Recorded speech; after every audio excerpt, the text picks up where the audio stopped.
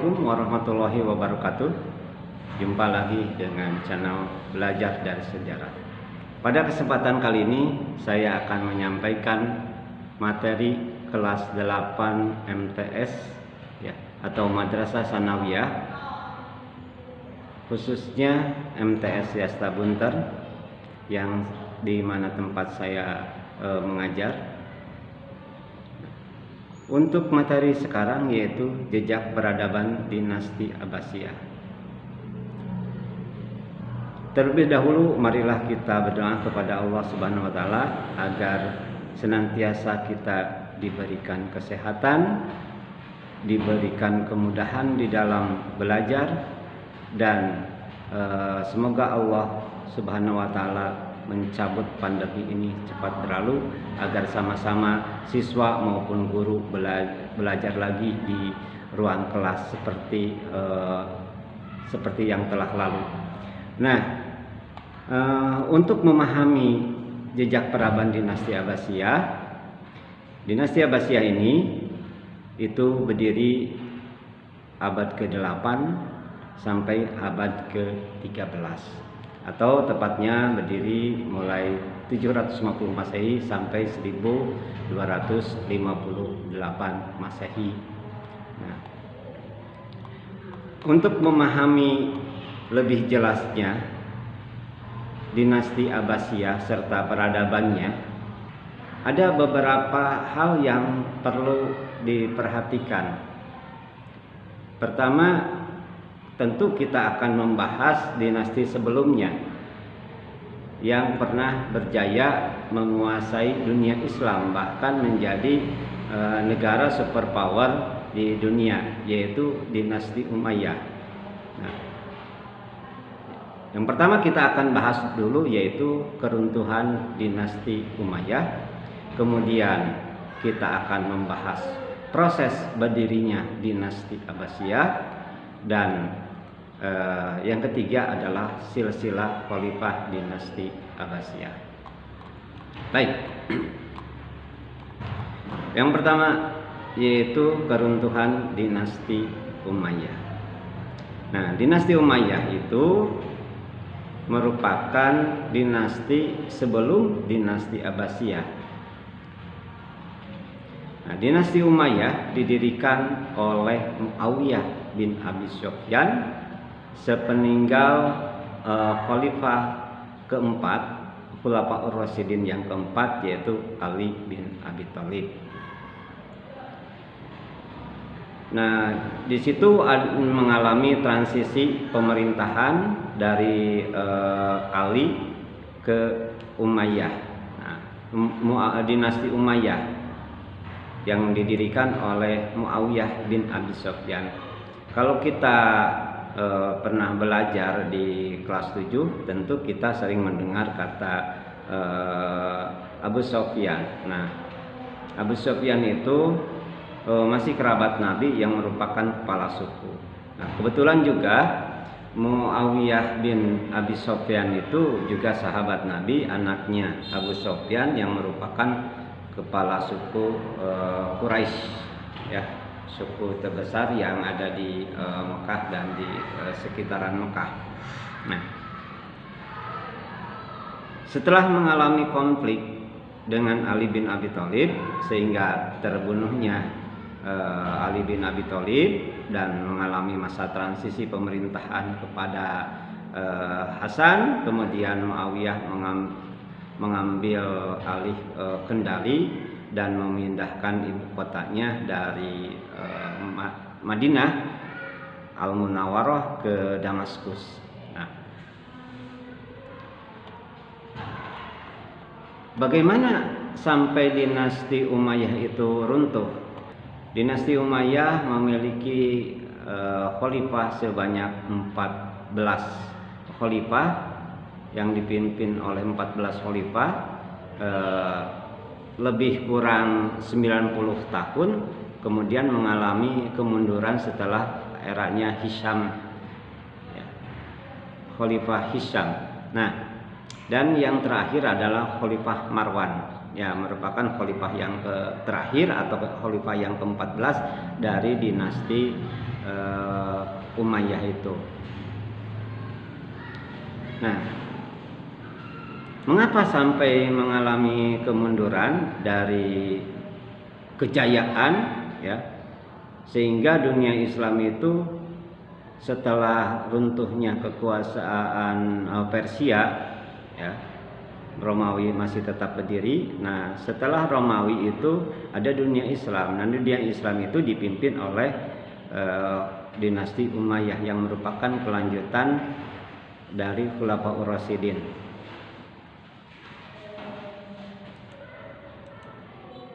Negeri yang luas dari pantai barat Afrika, ya, sampai Persia, juga Eropa, yaitu Spanyol sekarang, ya.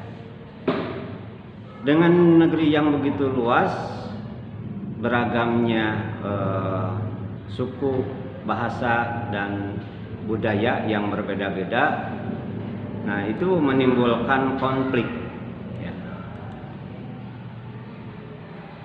Namun bukan hal itu yang menjadi faktor utama, bukan perbedaan budaya, bukan perbedaan bahasa. Yang menjadikan kemunduran dinasti Umayyah itu, yang pertama setelah eranya Hisham, pertama kemunduran dinasti Umayyah itu figur khalifah yang lemah. Nah, ini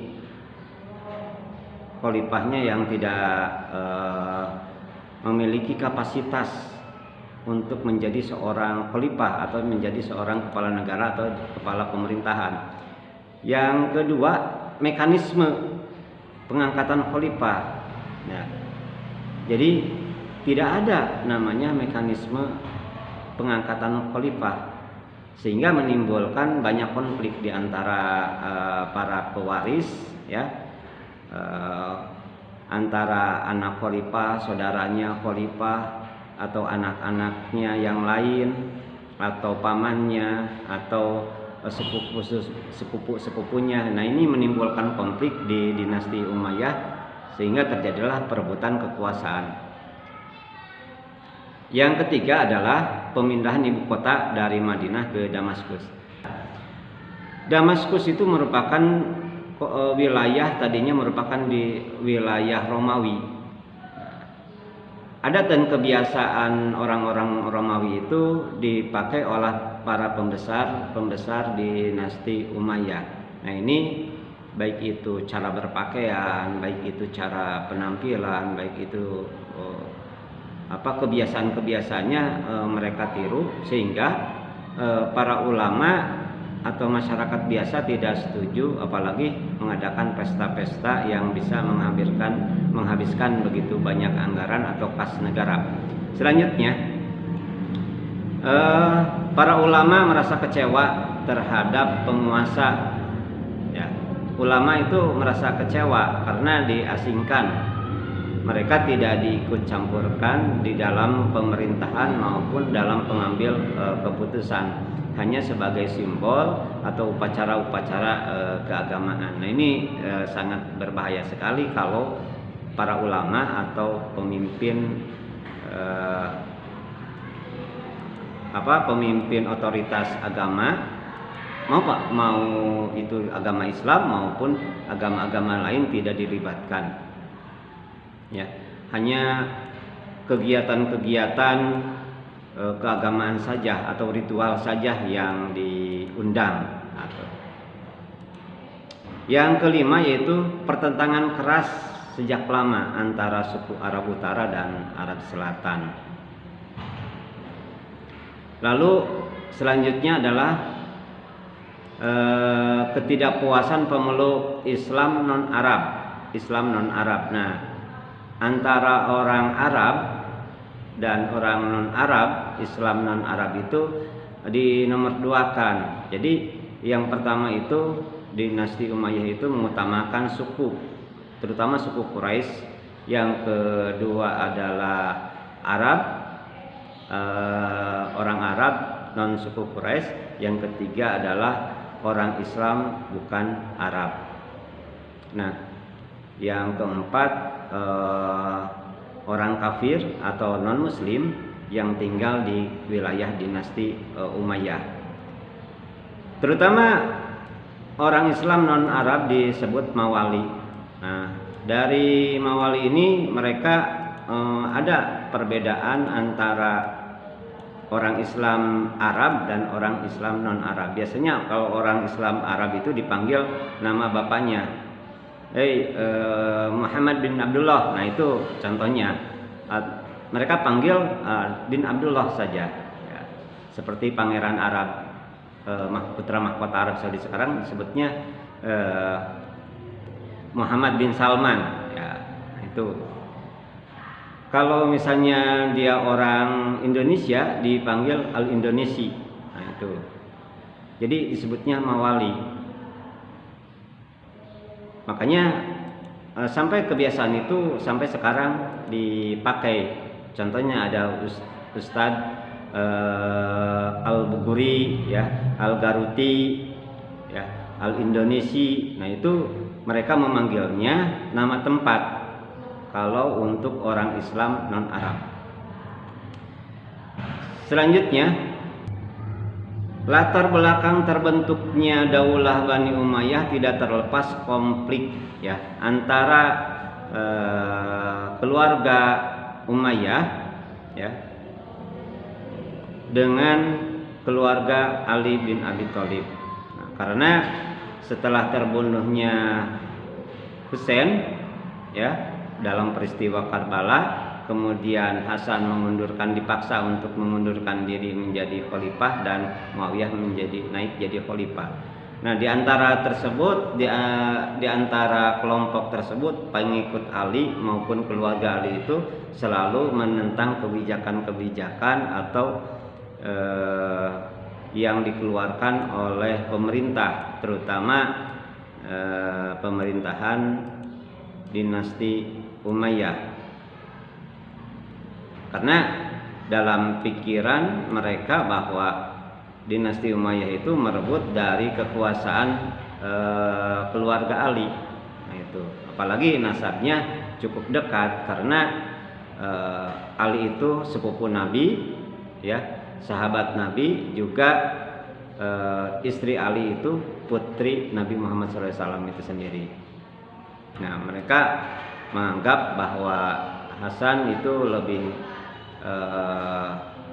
lebih berhak dan keturunannya pun lebih berhak dalam hal mewarisi pemerintahan di dunia Islam. Nah, penyebab langsung itu adanya serangan dari keluarga Abbas, ya, keluarga Abbas yang dipimpin oleh Abdullah, ya, As-Saffah, ya, Abdullah As-Saffah ini menjadi pemimpin kelompok Abbas, ya, dari kelompok Abbas untuk memberontak kepada dinasti Umayyah. Nah, mereka keluarga Abbas ini bergabung dengan keluarga Ali. Nah, keluarga Abbas itu siapa? Abbas itu adalah paman Nabi, ya, Abbas bin Abu Muthalib. Ya. Cuman kalau Abbas dan Hamzah itu berbeda nenek. Ya, kalau Abdullah, Abu Thalib, Abu Lahab, ya, maupun Haris itu adalah dari neneknya yang lain, ya, yaitu neneknya itu namanya Soimah, ya, nenek Nabi Muhammad SAW. Sedangkan Abbas itu dari istri Abu Muthalib yang bernama Hilla atau Halla. Nah, mungkin itu dulu untuk kesempatan kali ini mengenai proses berdirinya dinasti Bani Umayyah. Jadi ada faktor-faktor yang mendukung sehingga dinasti Umayyah itu mundur dan akhirnya dapat dijatuhkan oleh dinasti keluarga Abbasiyah, ya. Nah, Itu dulu untuk kesempatan kali ini. Lain waktu kita akan membahas tentang proses berdirinya dinasti Abbasiyah. Terima kasih telah menyaksikan video ini. Wassalamualaikum warahmatullahi wabarakatuh.